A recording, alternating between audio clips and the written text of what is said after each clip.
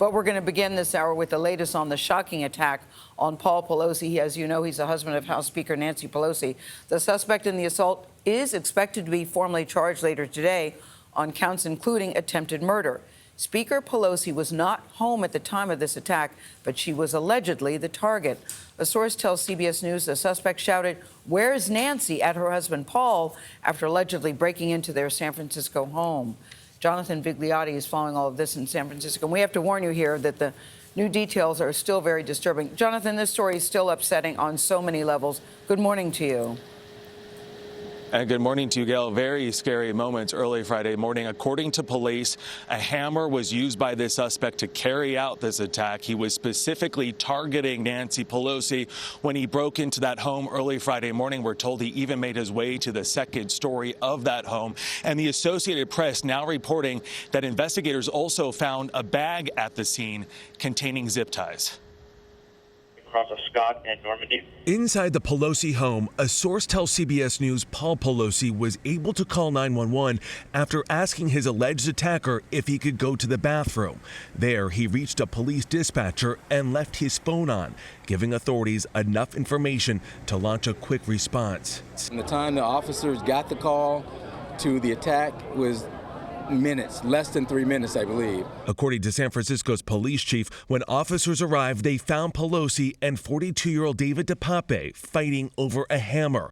Dokoupil allegedly grabbed hold and used it to strike Pelosi in the head. Both men were rushed to San Francisco General Hospital, where a source tells CBS News Pelosi remained conscious and able to talk before undergoing surgery to correct a depressed skull fracture.